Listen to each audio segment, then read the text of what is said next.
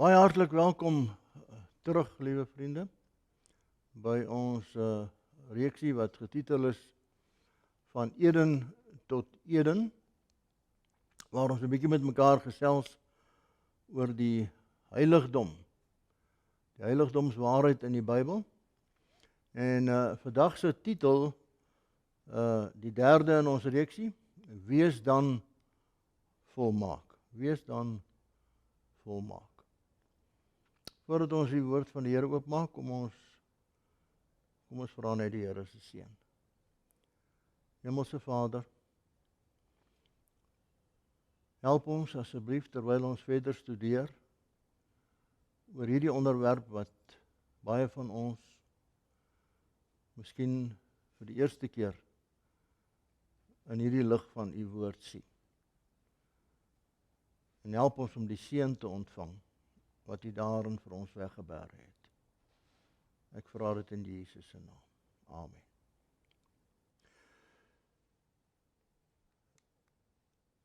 Ek weet nie wanneer het u laas 1 Petrus 1 vers 16 gelees nie.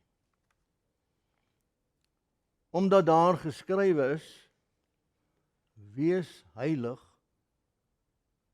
want ek is heilig.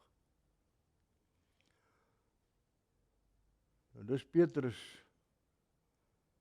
Wat staan daar in Matteus, waar Jesus ook praat? Wees julle dan volmaak, soos julle Vader in die hemele volmaak is. Wees julle dan volmaak, soos julle Vader in die hemele volmaak is. Ek hoop u voel 'n bietjie ongemaklik. Want ek voel baie ongemaklik. Want jy sien, ek kom uit 'n genadekultuur uit. Genade is eintlik al wat jy nodig het. Heiligmaking is iets hier in jou hart. Op die Sondag gaan ek kerk toe, en daarna gaan ek winkels toe, of selfs sportveld toe. Dit maak nie eintlik saak nie. Want ek is op pad hemel toe. En daarom het ek ook net gepreek tot by die brandofferaltaar. Daar by die brandofferaltaar het my begrip rondom die verlossingsplan geëindig. Daar stop die verlossingsplan. Die lam is vir my geslag, ek is vergewe, ek is op pad hemel toe. Die kruisiging.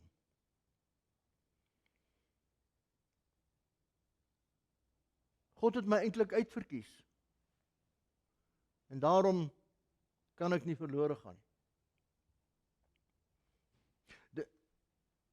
Dis wat regverdigmaking vir my beteken het. Wat beteken dit vir u?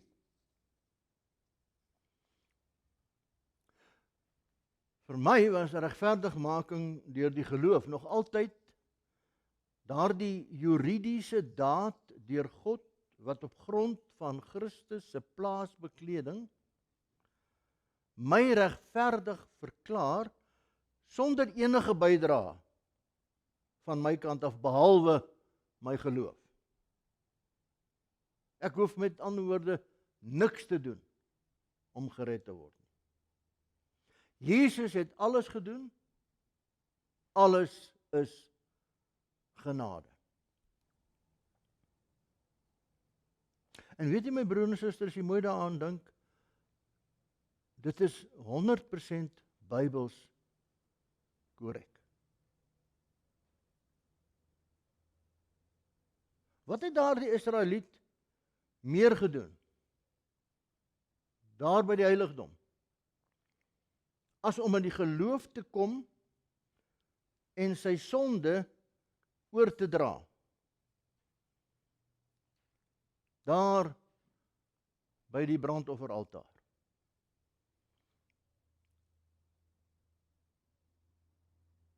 Hy het gekom en hy het sy hande op daardie lammetjie geplaas en daarmee eintlik sy sonde gegee vir die onskuldige. die onskuldige lam. Watter ander werk het hy gedoen? Voordat hy daar weggestap het en huis toe gegaan het, bevry, vergewe. Dit was ten volle genade, regverdigmaking deur die geloof. Daardie juridiese daad, vir alle mense, die regverdigmaking deur die geloof, sonder enige verdienste van my kant af. Dit is Bybels korrek. Sommige mense wil dit verander, maar dis Bybels. Genade en genade alleen, niks van my kant af nie, om myself te red nie. Maar, nou is hier 'n tweede been aan hierdie regverdigmakingsproses. 'n tweede been wat alleen deur die heiligdomswaarheid in die Bybel vir jou verduidelik word. En dis daardie deel wat ek nie verstaan het nie, wat ek in hierdie reeks met u wil deel. Want jy sien, regverdigmaking, daardie juridiese, daardie vrye geskenk, bring saam met hom in gebed binne in hom die krag van die transformasie van die hart in hulle wat glo. En daarom word dit genoem regverdigmaking deur die geloof. Daar gebeur iets baie besonders met jou, al het jy nie 'n aandeel daarin gehad nie, behalwe om ja te sê. En dis hierdie unieke boodskap, die heiligdomsboodskap, wat die hart is van die Christense geloof. Al het jy dit miskien nog nie raak gesien nie, luister en stap saam, en ek het vir u beloof, u sal 'n seën ontvang. Want hier in die heiligdom lê die hart van jou en my geloof, van jou en my redding, van jou en my toekoms, van jou en my ewige lewe. Jy word nie net regverdig verklaar nie, jy word ook heilig gemaak. En skielik word jy ook wakker. En jy besef maar, Jesus is besig met 'n sekere werk na die kruisiging. Sy werk het nie by die kruis geëindig nie. Hy het self gesê dat hy die Heilige Gees gaan stuur, om terwyl hy in die hemel besig is met sy werk, sy kinders hier op die aarde by te staan en te troos en vir hulle raad te gee en hulle te lei. En om hulle heilig te maak, om hulle voor te berei vir dit wat hy op die oomblik in die hemel besig is om voor te berei, sodat hulle gereed sal wees wanneer hy kom om hulle te kom haal. En op hierdie oomblik is Jesus self besig om homself gereed te maak om sy kinders te kom haal. Nou hierdie unieke boodskap van regverdigmaking deur die geloof nooi mense uit om die regverdigheid van Christus te ontvang wat in hulle lewe nou gaan manifesteer in gehoorsaamheid. Gehoorsaamheid aan die gebooie van God. En hierdie is die boodskap van vandag vir die wêreld. Wat wil sê, word wakker, word heilig. Maak jou gereed om jou verlosser te ontmoet. Jesus is op pad.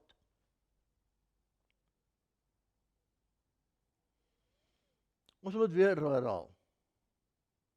God kan nie die skuldige sommer maar net vryspreek nie. Hy kan dit nie doen en 'n regverdige God bly nie. Hy doen dit ook nie. Hy vra 'n bloedoffer. Maar as daai bloedoffer nou gebring is, weet jy wat? Dan doen hy eintlik nog iets meer. Hy doen nog iets beter. Hy vergewe nie net nie, hy vat daai skuld weg. Sodat die een wat voorheen skuldig was, geregverdig word en nou daar staan asof hy of sy nog nooit in hulle lewe gesondig het nie. Met ander woorde, wanneer jy dus die kleed van Christus se geregtigheid as gawe ontvang, dan bedek dit nie net jou sonde nie, dit neem dit weg. Die sonde word nie net vergewe nie, die skuld daarvan word weggeneem. Jy word vrygemaak. En wanneer daai skuld weggeneem word en die mens geregverdig is, dan kom daar 'n lewensverandering outomaties wat vol van die vrye vergifnis is. En hierdie vrye vergifnis dra nou 'n nuwe hart, 'n nuwe mens met hom saam. En die geloof wat hom regverdig laat verklaar het, gaan onmiddellik op 'n gehoorsaamheidspad. Jy word te gelykertyd beklee, maar ook gevul met die geregtigheid van God. En die gehoorsaamheid aan die gebooie van God is dan 'n vanselfsprekende uitvloeisel. Wanneer Jesus jou vryspreek, dan vra hy ook dat jy hom sal volg. As jy regtig jou hart vir hom gegee het, dan wil jy doen wat hy gedoen het. En jy wil lewe soos wat hy gelewe het. Nou, regverdigmaking vind in 'n oomblik plaas, het ons gesien. Maar daardie selfde oomblik begin die heiligmakingsproses in jou. En dit is 'n lewenslange proses. En elke mens in sy eie reg is iewers op die pad van daardie heiligmakingsproses. Nie almal is op dieselfde punt nie. Maar regverdigmaking sonder heiligmaking beteken niks. Geloof sonder werke beteken niks.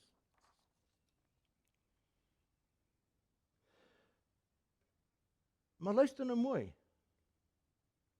Dit beteken nie redding deur werke nie. Dis nie wat dit beteken nie. Dit beteken bloot dat wanneer Jesus in jou lewe inkom, wanneer hy jou regverdig verklaar, hy jou ook heilig wil maak. En wat beteken heiligmaking? Wel, in die oorspronklike teks beteken dit eintlik maar net om een kant te sit. Wat beteken heiligmaking? Om meer en meer soos my meester te word. Om meer en meer sy karakter in ons lewens te reflekteer. So wanneer daar staan, wees heilig, want ek is heilig, wat beteken dit? Nou, kom ons vra die Bybel om so 'n bietjie te help. Filippense 2 vers 12. Daarom, geliefdes, werk julle eie heil uit. Werk julle eie heil uit met vrees en bewering. Maar dis nie al wat daar staan nie. Want dit is God wat in julle werk. Dis God wat in julle werk om te wil sowel as om te werk na sy welbehae. Met ander woorde, ons praat nie hier van 'n toestand van sondeloosheid nie, of 'n toestand van perfeksionisme nie. Ons praat van 'n verhouding met Jesus wat so toeneem en groei in sy karakter, dat ons uiteindelik ophou om opsetlike sondes te doen.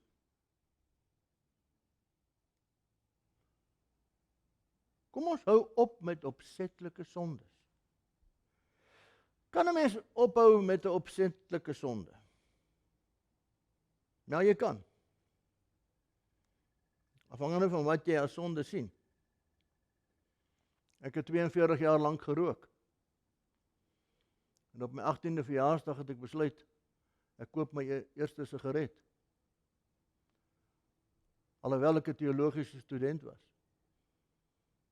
Dit het my nie geplan nie. Ek het deur al my studiejare gerook. Ek het in die bediening gerook, dit het my nie geplan nie. Ek het daarna in die sakewêreld gerook. Dit het my ook nie geplan nie. Want ek het op daai 18de verjaarsdag vir myself gesê, luister, ek koop hierdie sigaret, hy sal nooit my baas word nie. En toe is hy vir 42 jaar lank my baas. En daarom bied ek ook rookstaakklinieke aan.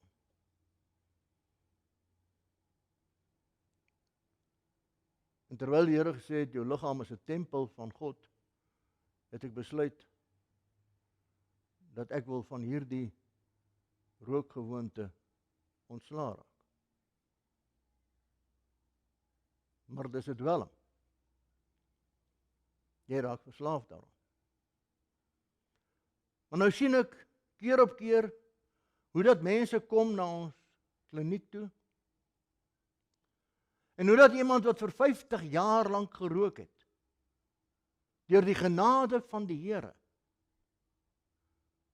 die hand van die Here vat en ophou om te rook. Om nooit weer in sy lewe te rook nie. So kan 'n mens ophou met 'n bepaalde iets wat verkeerd is? Ja, natuurlik kan jy. Kan ons ophou om opsetlik te sondig? Ja, jy kan. Ja, maar nou, sê nou maar ek val. Vra iemand. Sê nou maar ek val. Moenie val nie. Moenie val nie, sê die Bybel. Maar as jy val, daar staan iemand met 'n hoofletter langs jou om jou op te tel. Kom ons lees dit. My kinders, ek skryf hierdie dinge aan julle dat julle nie moet sondig nie. Ek skryf hierdie dinge aan julle dat julle nie moet sondig nie. Julle moet ophou met die sonde. Maar as iemand gesondig het, ons het 'n voorspraak by die Vader. Jesus Christus die regverdige. Is dit nie 'n pragtige teks nie? Hou op met sondig. Bewustelik. Neem die besluit. Ek wil nie meer nie. Ek haat nou daardie ding wat ek eers so lief gehad het. Ek wil dit nooit weer doen nie. Ek het egte berou. Wat beteken dit om berou te hê? Dit beteken om in jou hart geraak te wees, soos wat in Handelinge staan. Here, help my. Help my.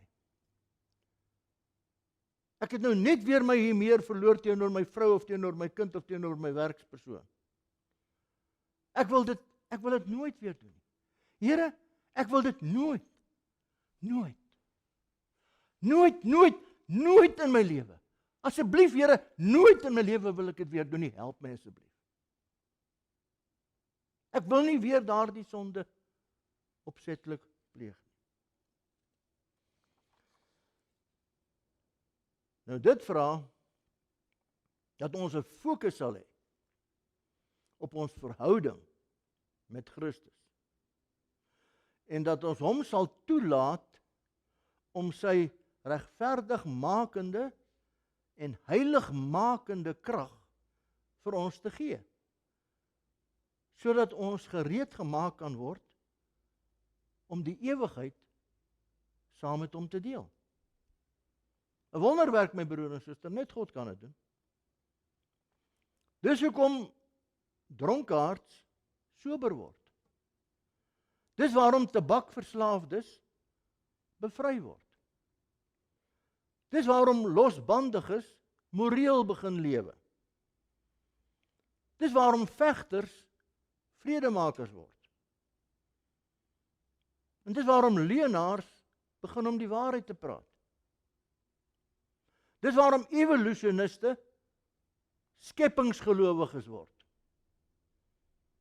Dis waarom selfsugtiges en selfgesentreerde mense toegeeflik en vrygewig word. Dis waarom 'n onbekeerde bekeerd word. En dis waarom hierdie man 15 jaar terug so gelyk het. Op die 4de Desember of die 4de Oktober 1999.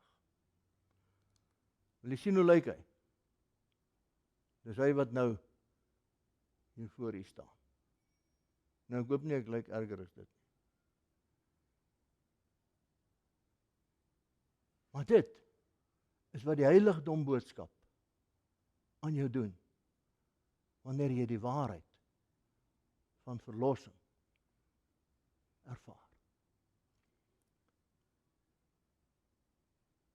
Net genade, net die krag van God. Wanneer jy die heiligdom waarheid verstaan, verander hy jou lewe. Met ander woorde, net so seker as wat regverdigmaking deur die geloof 'n wettiese, juridiese verklaring is op grond van die werk wat Christus buitekant die gelowige gedoen het. Net so seker moet en sal daar 'n hartsverandering in en binne in die mens teweeggebring word. Die geloof gaan sigbaar word in die werke. En al wat Jesus vra is ware geloof. En dan oordek hy daardie een wat glo met sy volmaakte geregtigheid en hy wis sy sondeskuld uit en dan sê hy: "Wees julle dan nou volmaak, soos julle Vader in die hemele volmaak is." So die heiligdom is jou paspoort.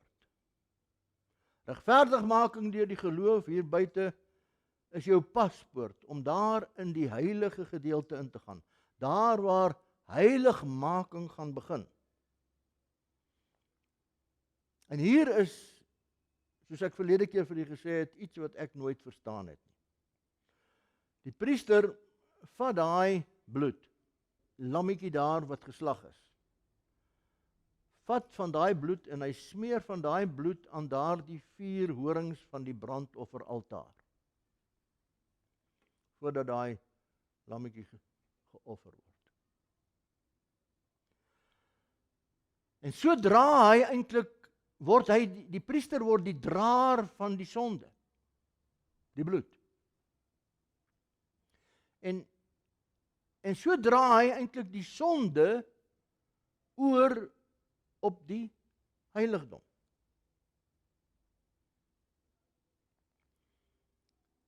En nou word die priester die draer en dan gaan hy met daai bloed daar by daai deur in, daar by die heilige gedeelte, by die waskom verby, stap hy verby en hy loop met daai bloed, loop hy in die heiligdom in.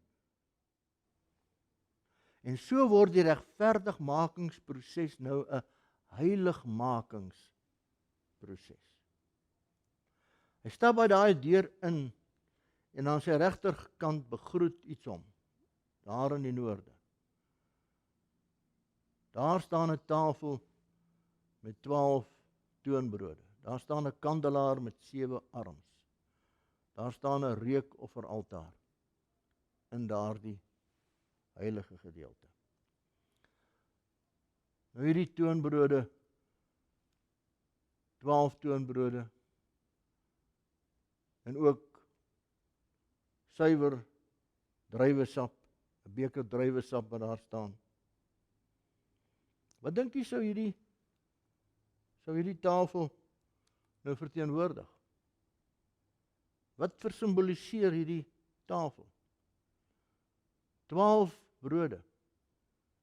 Met ander woorde, vir elke stam van Israel is daar genoeg brood. Moenie laat iemand ooit iets anders verkondig nie. Daar's genoeg brood. Kom, eet, verniet. Die brood en die wyn. Wat beteken dit? Wie's dit? wat hier verteenwoordig word. Wat sê Jesus in Johannes 6 vers 48? Ek is die brood van die lewe. Ek is die brood van die lewe. Vers 51 van hoofstuk 6. Ek is die lewende brood wat uit die hemel neergedaal het. As iemand van hierdie brood eet, sal hy lewe tot in ewigheid.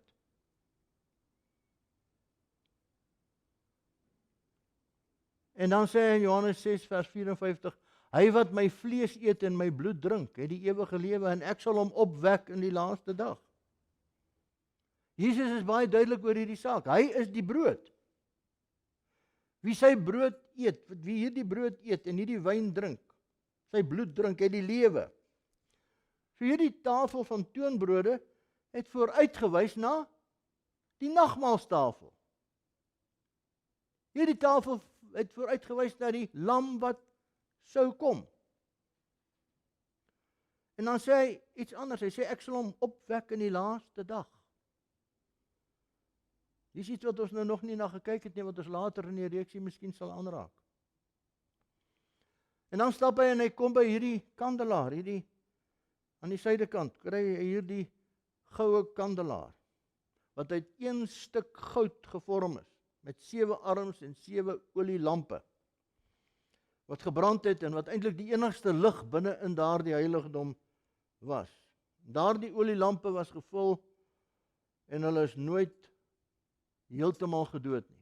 Wanneer die priesters hulle gevul het hulle gekom en hulle het altyd gesorg dat daar een lamp is wat te alle tye bly skyn terwyl hulle dit gevul het. Nou wie of wat dink jy stel hierdie kandelaar nou voor? Wat kan dit wees? Jesus sê in Johannes 8 vers 12 en Jesus het weer met hulle gespreek en gesê, ek is die lig van die wêreld. Wie my volg, sal sekerlik nie in die duisternis wandel nie, maar sal die lig van die lewe hê. En dan sê hy in Johannes 9 vers 5, solank as ek in die wêreld is ek die lig van die wêreld. En daai olie binne in die lampe, wys natuurlik op die Heilige Gees. Die Heilige Gees, en die gelykenis van die 10 maagde illustreer hierdie punt eintlik baie mooi. En daardie 10 maagde stel natuurlik in daai gelykenis die kerk voor, die kerk van die Here, aan die einde van die dae, net voor die wederkoms. Miskien moet ons dit gou lees, net om ons gedagtes te verfris. Dan sal die koninkryk van die hemele wees soos 10 maagde wat hulle lampe geneem het en uitgegaan het om die bruidegom te ontmoet. En 5 van hulle was verstandig en 5 was dwaas. En toe die wat dwaas was, hulle lampe neem het hulle geen olie met hulle saamgeneem nie. Maar die verstandiges het olie in hulle kanne met hulle lampe geneem. En terwyl die bruidegom talm om te kom, met hulle almal aan die slaap geraak, vaak geword en almal aan die slaap geraak. Ek het altyd gedink net 5 van hulle het aan die slaap geraak. Nee, almal het aan die slaap geraak. Al 10 het aan die slaap geraak. Met ander woorde, wat sê die Here? Hy sê my kerk sal aan die slaap wees net voor ek kom. Ons gaan so rustig aan die slaap wees. Ons gaan nie die tekens van die tye raak sien nie. Ons gaan nie besef dat Jesus is besig om homself voor te berei om terug te kom na die aarde toe nie. Die kerk gaan slaap. En wanneer daai oproep kom, daar kom die bruidegom. Middernag. En middernag was daar 'n geroep. Daar kom die bruidegom, gaan hom uit tegemoet. Toe staan al die maagde op. Maak hulle lampe reed. Maar toe sê die wat dwaas is, vir die verstandiges, gee ons van julle olie want ons lampe gaan uit. Maar die verstandiges antwoord en hulle sê, miskien sal daar nie genoeg wees vir ons en vir julle nie. Maar gaan liewer na die verkopers en koop vir julle self. En onderwyl hulle gegaan het om te koop, het die bruidegom gekom. En die wat gereed was, het saam met hom ingegaan na die bruilof toe. En die deur is gesluit. die deur is gesluit. Helfte het nie olie nie, helfte het nie die Heilige Gees gehad nie. Hulle was gelowiges. Hulle was wagtende vir die bruidegom. Hulle was selfs deel van die kerk wat mense opgeroep het om hulle self gereed te maak vir die wederkoms. Maar hulle was self nie gereed nie. Hulle het nie genoeg olie gehad nie. En dan sê hulle vir die ander, gee vir ons van julle olie. En die ander sê, nee, gaan koop vir julle self. Is hulle nou selfsugtig, as hulle so sê? Nee. Hulle kan nie vir hulle gee nie. Jy kan nie van die Heilige Gees wat in jou is vir iemand anders te gee nie. Dis nie moontlik nie. En nou kan jy nie sonder die Heilige Gees in die bruilofsmaal ingaan nie.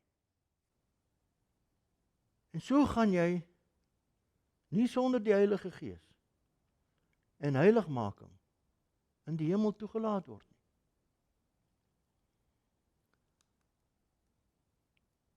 Later kom toe ook die ander maagd en sê, meneer, maak vir ons oop. En hy antwoord, voorwaar, ek sê vir julle, ek ken julle nie. Dis seker die hartseerste woorde in die Bybel. Ek ken julle nie. Matteus 25 vers 13, waak dan, omdat julle die dag en die uur nie weet, waarop die Seun van die mens kom nie. Wat staan daar in Hebreërs 12 vers 14? Jaag die vrede na met almal, en die heiligmaking, waarsonder niemand die Here sal sien. Die heiligmaking waarsonder niemand die Here sal sien. En dis waarom die Here op 'n stadium vir hulle gesê het,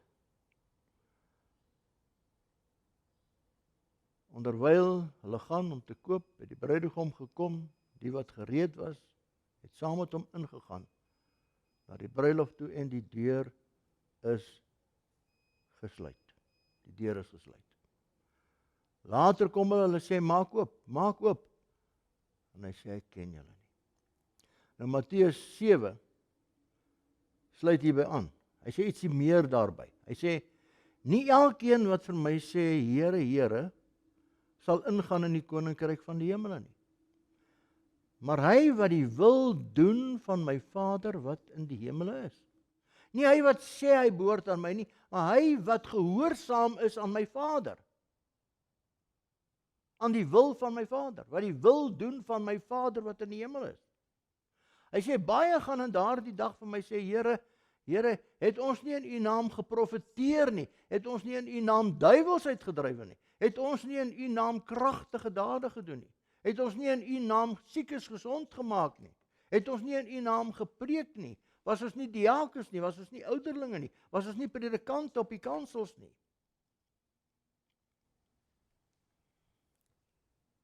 En dan sal ek aan hulle sê, ek het julle nooit geken nie. Ek het julle nooit geken nie. Gaan weg van my, julle, wat die ongeregtigheid werk. So die vraag vandag is, my broer en my suster, die vraag is nie, ken jy Jesus nie? Die vraag is, ken Jesus jou? Want talle, wat hulle self Christene noem, gaan hoor, ek het julle nooit geken nie. Gaan weg van my. En nou kom die priester by hierdie reukofferaltaar.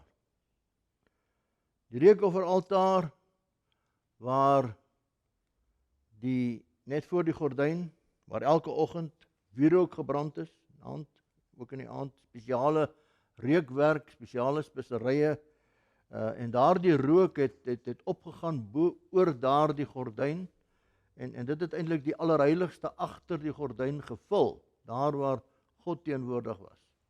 Sodat wanneer die priester daar sou ingaan, daar eintlik 'n rookkolom van heerlike geur daar gehang het en daar waar God eintlik teenwoordig was op die versoendeksel, daar tussen die twee gerubs. Nou, hierdie wierookaltaar stel dan ook nou die gebede van Israel en die geregtigheid van Christus voor. Hierdie soet reuk wat daar opgaan. Met ander woorde, alles binne in hierdie gedeelte, my broer en suster, het net na een ding gewys. Selfs daai gordyn. En hier is ook die bloed aangesmeer. Die bloed word ook hier aangesmeer, aan hierdie wierookaltaar, so horings. En dan kom die priester en hy vat daai bloed.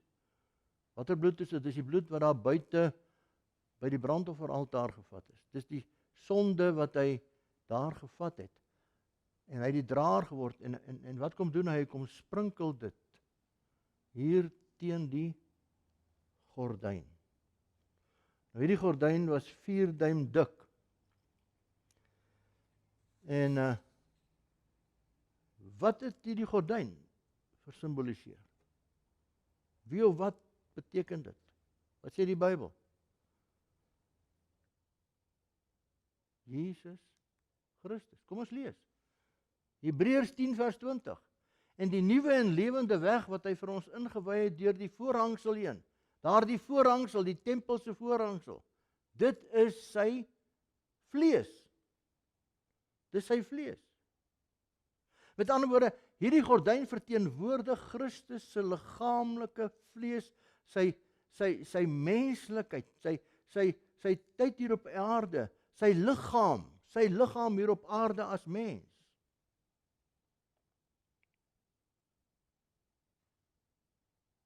Met ander woorde, daar was net een manier waarop jy in die allerheiligste sou kon kom. Jy sou deur hierdie gordyn moes gaan. Jy sou deur Christus moes gaan. En nou kom hy en hy sprinkel dit daar teen die gordyn, daar voor die gordyn. Wat is hy besig om te maak? Hy's besig om die sondes van Israel te bære. In die heiligdom. Maar in watter gedeelte? In die heilige gedeelte. By Christus. Waar? By Christus se liggaam. Met ander woorde, Christus se vlees bedek nou jou en my sonde. Maak dit toe. Met ander woorde, my sonde is vergewe, ja. Is vergewe. Ek kan huis toe gaan. Maar is nog nie weg nie. Dis nog in die heiligdom. Wat beteken dit? Dit beteken dat die rekord van die sonde is nog nie uitgewis nie. Israel se sonde hoop op in daardie heiligdom vir 'n volle jaar lank. Die sonde is nog nie weggevat nie. Die heiligdom, die heilige gedeelte van die heiligdom is die eienaar van daardie sonde. Christus se liggaam bedek my sonde. Wat klaar vergewe is.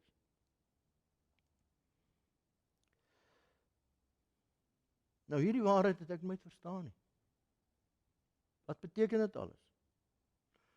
Wel my broer en suster, dit beteken in die eerste plek dat die verlossingsplan eindig nie by die brandofferaltaar nie. Die verlossingsplan eindig nie by die kruis nie. Ek word nie gered net omdat ek geglo het Jesus het eenmaal vir my sondes aan die kruis gesterwe nie. My sondes is vergewe, ja, maar dit is nog nie weg nie. Inteendeel, dit kan weer terugkom na my toe. Is dit moontlik? Ja, kom ons lees. Hebreërs 6 vers 4. Want dit is onmoontlik om die wat eenmaal verlig geword het, en die hemelse gawe gesmaak en die Heilige Gees deelagtig geword het en die goeie woord van God gesmaak het en die kragte van die toekomstige wêreld en afvallig geword het. Hulle was eenmaal verlig. En nou het hulle afvallig geword. Om die weer tot bekering te vernuwe. Omdat hulle ten opsigte van hulle self die Seun van God weer kruisig en openlik tot skande doen maak. Met ander woorde, dit is moontlik dat ek God weer die rug kan draai. Petrus praat ook daarvan, 2 Petrus 2 vers 20, want as hulle, nadat hulle deur die kennis van die Here en Saligmaker Jesus Christus, die besmettinge van die wêreld ontvlug het, hulle tog weer deur hierdie dinge laat verstrik en oorwin word, dan het vir hulle die laaste erger geword as die eerste.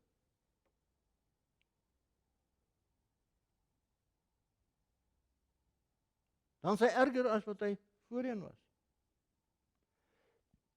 Eenmaal gered, altyd gered. Ek het altyd so geglo. Ek het altyd so gepreek.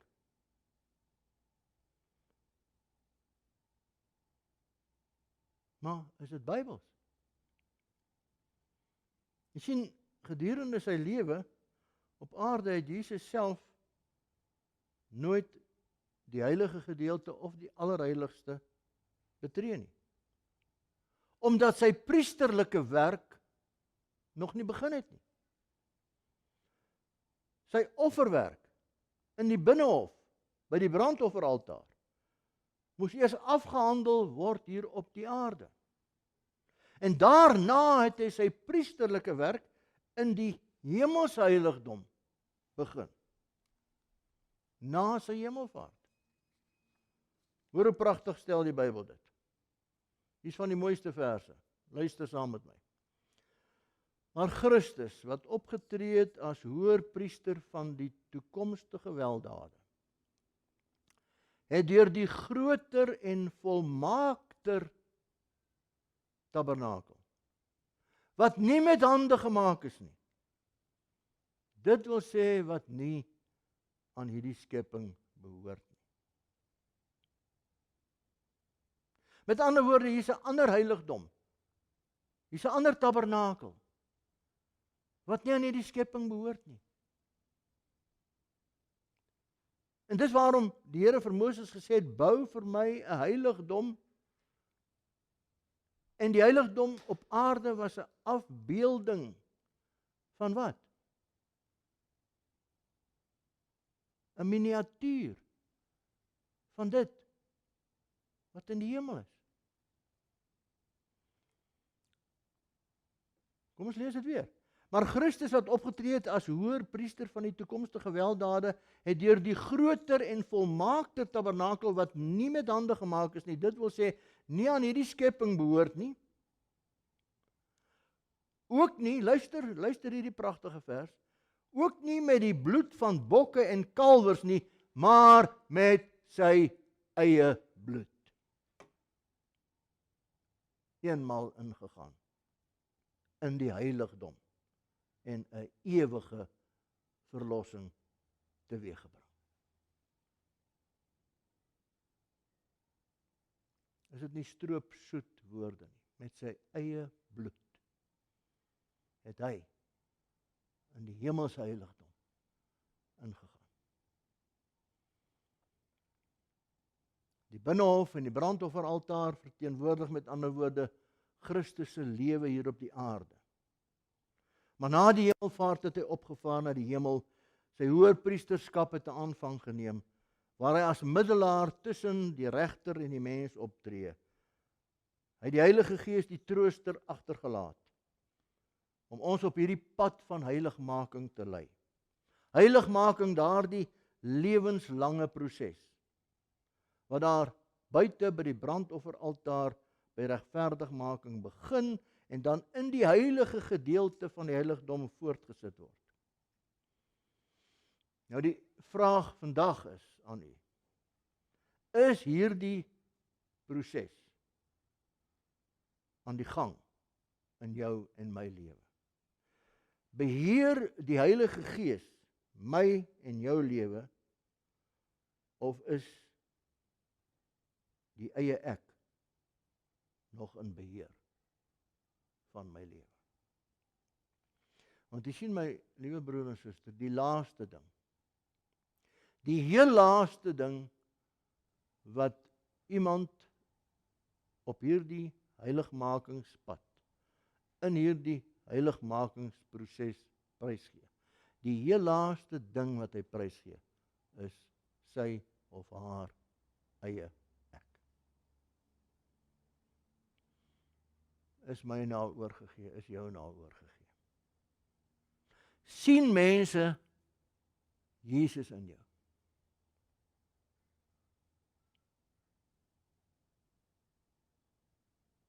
Sê nou die Heilige Gees moet jou nou vir 2 of 3 dae verlaat.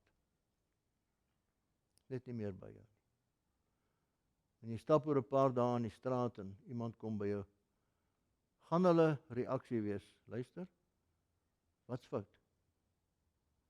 Wat's fout? Iets is weg. Jy het 3 dae terug iets gehad, iets in jou oë, iets in jou mond, iets in jou gesig, iets in jou taal, iets in jou woorde. Wat vandag weg is, wat is dit? Of gaan niks gebeur nie? Omdat die Christen eintlik maar lyk soos die wêreld, leef soos die wêreld, aantrek soos die wêreld, doen wat die wêreld doen, praat wat die wêreld praat, eet wat die wêreld eet, geniet wat die wêreld geniet. Sal jy regtig hier kan uitstap en 100 mense daar verbystap en die Christene so uithaal? Sal jy dit kan doen?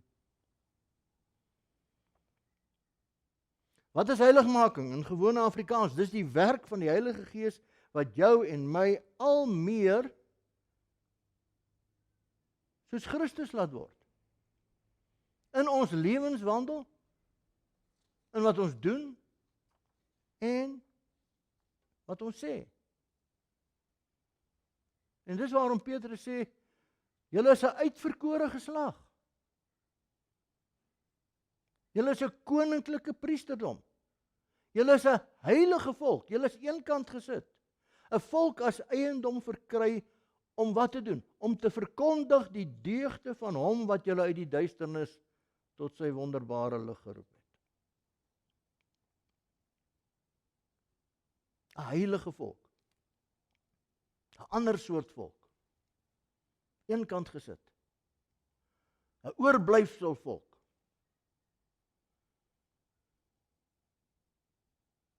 En hier is jy veilig. Hier kan jy maar inkom. Hier skinder ons nie van mekaar nie. Hier byt ons mekaar nie. Hier praat ons nie agter mekaar se rugge van mekaar nie. Hier is vrede. Hier kan jy maar kom skuil met al jou vrees en al jou hartseer en al jou twyfel en al jou verlies, al jou trane. Kom in, ons het ook seer gekry. Maar kom in, hier is jy veilig. Want hier omarm ons mekaar, hier beskerm ons mekaar, hier bid ons vir mekaar, hier luister ons na mekaar. Hier was ons mekaar se voete.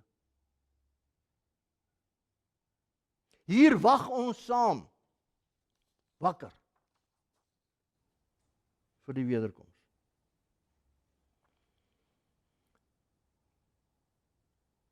Kom ons sluit af. Waar is die kerk van God op aarde op hierdie oomblik? Is ons nog daar buite by die brandofferaltaar, waar net vergifnis gepreek word en vergifnispreke gehoor word? Of is ons al in die heilige,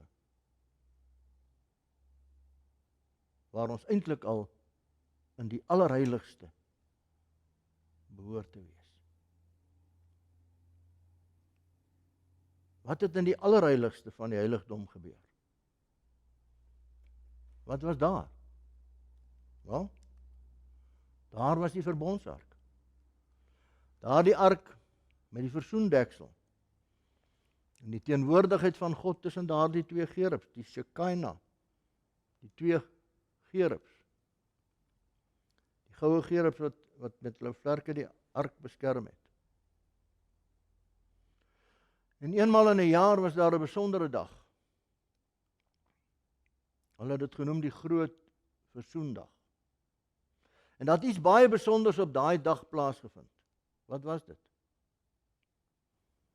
Moenie die volgende lesing misloop nie. Hier wag 'n wonderlike seën op u. 1 Petrus 4 vers 1, omdat Christus dan vir ons na die vlees gelei het, moet julle ook wapen met dieselfde gedagte, dat wie na die vlees gelei het, opgehou het met die sonde. Opgehou het met die sonde. En dan sê hy in vers 2, om die oorige tyd in die vlees nie meer volgens die begeerlikhede van die mense te lewe nie, maar volgens die wil van God. Mag die Here ons help. Hemelse Vader, ons staan skuldig voor U aangesig. En ons besef, ons is nie heilig genoeg nie. Dis 'n proses wat U in ons wil voortsit. Ons is te veel by tye soos die wêreld, wat U nie ken nie. En wanneer U kom en sê, wees julle dan volmaak, wees heilig, want ek is heilig, Here, dan weet ons het U nodig. Ons het die Heilige Gees nodig in ons lewens. Skenk dit vir ons elkeen asseblief, Here. Terwyl ons nou ons hande uitstrek en sê, Here, hier is ek. Soos Paulus, nadat hy hom in 'n oomblik regverdig verklaar het daar op die Damaskuspad en Saulus Paulus geword het, was sy eerste vraag, Here, wat wil U hê moet ek nou doen? Help ons om dit te doen wat U wil hê ons moet doen. Ons vra dit in Jesus se naam. Amen.